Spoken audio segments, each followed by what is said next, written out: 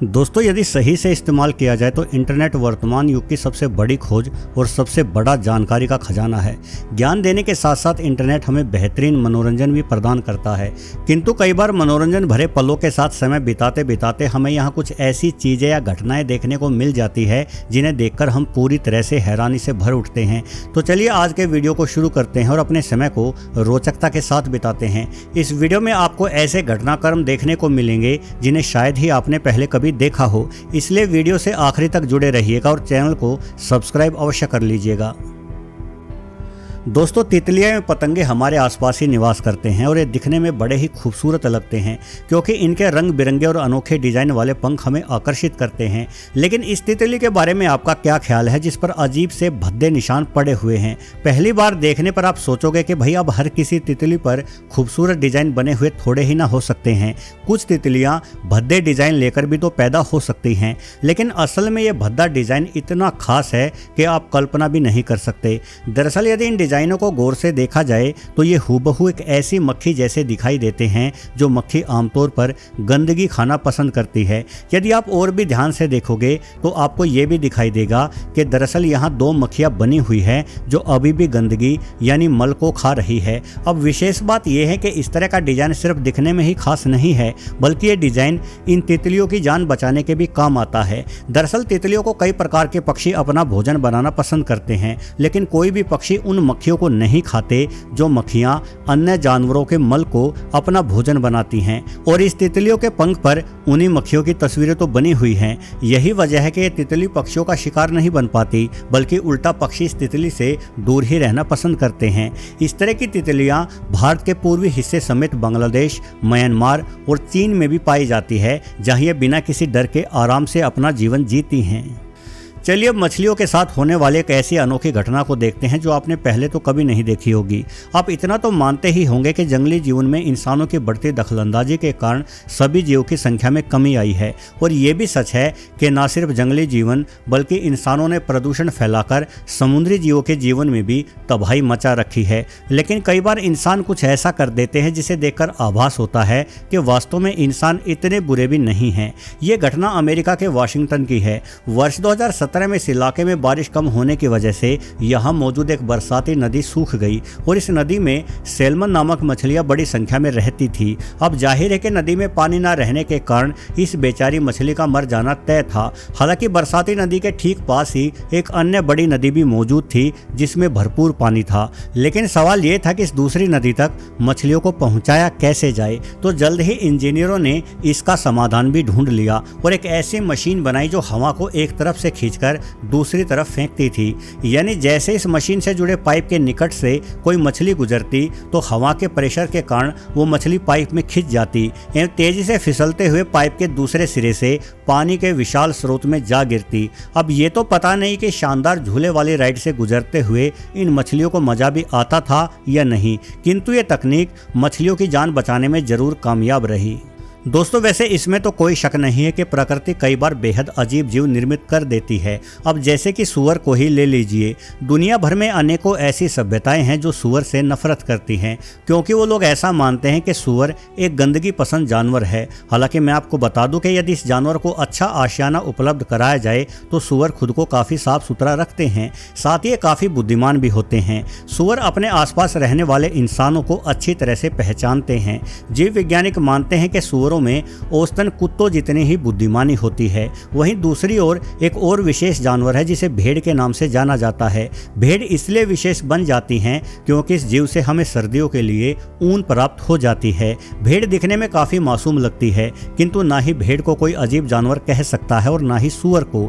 लेकिन क्या हो यदि हम इन दोनों ही जानवरों को मिलाकर एक बना दे।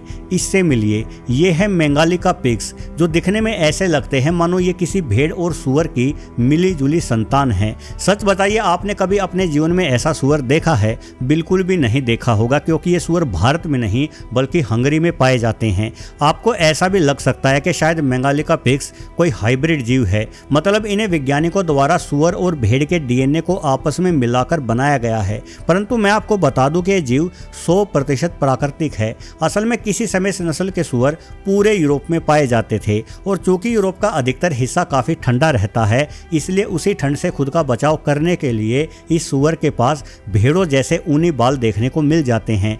किंतु लोगों द्वारा मेघालय का पिग्स के मांस और ऊन को हासिल करने के लिए बड़े पैमाने पर इनका शिकार किया गया, जिस वजह से वर्तमान में ये सूअर केवल हंगरी देश में ही बचा हुआ है। चलिए बात थोड़ी खेती बाड़ी की कर लेते हैं। हम सभी जानते हैं कि फलों की खेती मौसम के ऊपर निर्भर करती है। जैसे संतरे या मौसम्बी जैसे फल उन इलाकों में पैदा होते हैं जहां गर्मी अधिक पड़ती है। वहीं अगर सेब की बात की जाए तो ये स्वादिष्ट फल केवल ठंडे इलाकों में ही उगते हुए देखे जा सकते हैं और ऐसे ही ठंडे इलाकों में रहने वाले किसान सेब की खेती करते हैं। लेकिन वर्ष 2019 में कनाडा के उत्तरी क्षेत्र में इतनी भयानक ठंड पड़ी कि किसान के खेतों में उगे हुए सेब के पेड़ों पर बाकायदा बर्फ के ही सेब लग गए। जी नहीं, मैं कोई मजाक नहीं कर रहा हूं, बल्कि ये सच है।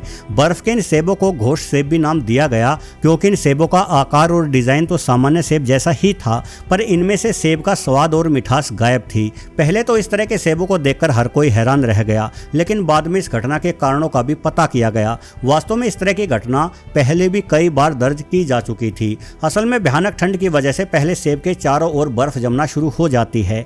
अब चूंकि वो बर्फ सेब के चारों ओर जमती है, इसलिए उस बर्फ की आकृति भी सेब जैसी ही हो जाती है। अब चूंकि बर्फ जमने की वजह से सेब अत्यधिक ठंडा हो जाता है, साथ ही सेब का संपर्क बाहरी हवा से भी कट जाता है। इस वजह से वो सेब सड़ना शुरू हो जाता है और सड़ता हुआ सेब पानी के रूप में अपने चारों ओर जमी बर्फ के नीचे की ओर एक छोटा सुराख करके उस सुराख में से टपकता हुआ बाहर निकल जाता है, जिस वजह से सेब के गायब होने के बाद केवल उसके चारों ओर जमी हुई बर्फ ही शेष रहती है और इस तरह का भूतिया सेब हमारे सामने पेश हो जाता है।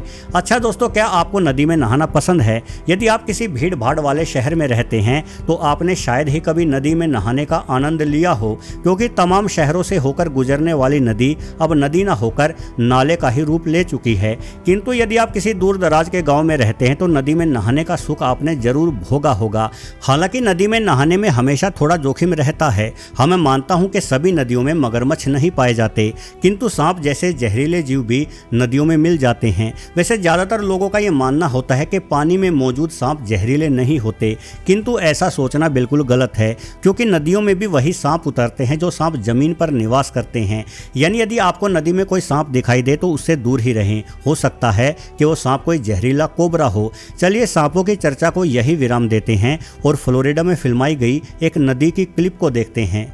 ये क्लिप वर्ष 2017 की है। आप देख सकते हैं कि पहले एक व्यक्ति द्वारा नदी में बाल्टी से थोड़ा पानी फेंका जाता है, तभी नदी का पानी बड़े ही अनोखे ढंग से उफरने लगता है। जब यह क्लिप इंटरनेट पर आई तो हर कोई इसे देखकर डर गया। कुछ लोगों का कहना था कि इस व्यक्ति द्वारा इस नदी में कोई विस्फोटक पदार्थ फेंका गया है, तो कुछ ने यह अंदाजा लगाया कि हो न हो इस नदी में कोई विशाल आकार का जीव रहता है जो पल भर में किसी इंसान को निगल सकता है। हालांकि इस वीडियो क्लिप के पीछे की सच्चाई कोई नहीं जानता था, इसलिए खोजी पत्रकार किसी तरह से खोजते हुए इस नदी के उसी किनारे पर पहुंच गया जहां ये क्लिप फिल्माई गई थी। तब जाकर असल सच्चाई पता चली। दरअसल इस क्लिप को एक महिला ने फिल्माया था और नदी में पानी फेंकने वाला व्यक्ति महिला का पतिदेव था और इस पानी के भीतर साइरिनिया नामक जीवों का एक झुंड मौजूद था। साइरिनिया को सी काऊ यानी समुद्री गाय भी कहा जाता है, जो कि समुद्रों के साथ साथ कई नदियों में भी निवास करने के लिए जानी जाती है। हालांकि समुद्री गाय सांस हवा में ही लेती है, किंतु एक लंबे सांस के बाद समुद्री गाय आसानी से आधे घंटे तक पानी के भीतर अपनी सांसें रोककर रह सकती है। समुद्री गाय एक भारी भरकम जानवर है। इनमें आसानी से 1500 किलोग्राम तक वजन हो सकता है और ये जीव काफी शर्मीला होता है। जरा सी आहट होते ही ये भाग निकलते हैं। यही वजह थी कि जब व्यक्ति ने बाल्टी से नदी में पानी फेंका तो पानी में मौजूद समुद्री गाय घबरा गई। हालांकि समुद्री गाय बिल्कुल ही हानि रहित जीव होते हैं। ये इंसानों पर या किसी भी जीव पर हमला नहीं करती, बल्कि ये बेचारी तो पानी में उगी वनस्पति को खाकर ही अपना गुजारा करती हैं। इसलिए इतने सीधे साधे जीव को परेशान तो बिल्कुल भी नहीं करना चाहिए। लेकिन एक काम है जो आपको जरूर करना चाहिए और वो है इस चैनल को सब्सक्राइब करना। इसलिए यदि पहले नहीं दबाया है तो जल्दी से अब सब्सक्राइब बटन दबा दीजिए और चैनल से जुड़ जाइए। अंत तक वीडियो देखने के लिए आपका बहुत बहुत धन्यवाद।